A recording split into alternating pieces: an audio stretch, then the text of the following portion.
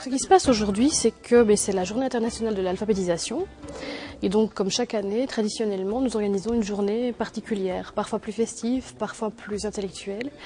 Et donc, cette année, nous avons décidé d'organiser une journée dans ce cadre-là.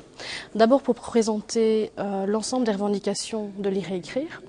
Donc, lire et écrire a rédigé avec ses apprenants et avec ses partenaires, avec la coordination wallonne et l'ensemble des régionales, un cahier de revendications. Il nous semble vraiment primordial de travailler avant tout sur la prévention et sur les causes de l'illettrisme avant de pouvoir aller où que ce soit, parce que c'est vraiment le b.a.-ba. Et donc, les inégalités scolaires sont reproduites au niveau social et vice-versa.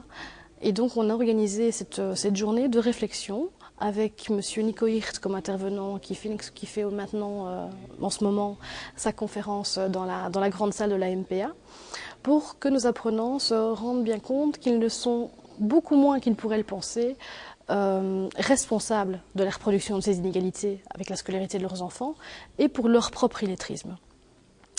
Et cet après-midi, nous travaillerons avec eux avec des ateliers animés par nos formatrices, des ateliers d'expression, de réappropriation de tout ce qu'ils auront appris ce matin, pour essayer de dégager avec eux des pistes d'action, pour sortir de cette journée vraiment avec une image plus positive de ce qu'en tant que citoyens, ils sont toujours en capacité de pouvoir mener.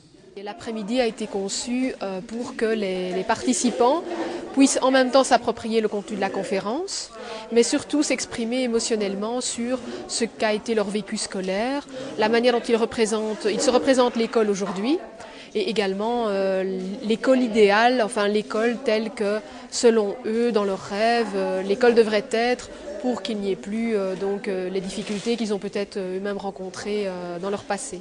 L'objectif, c'était d'utiliser une technique d'expression qui ne fait pas trop recours à l'écrit.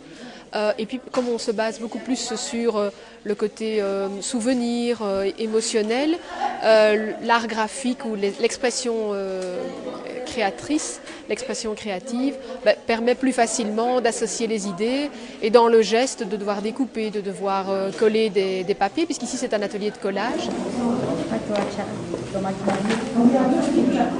On ne veut pas que tout ça disparaisse. Il y aura des arbres,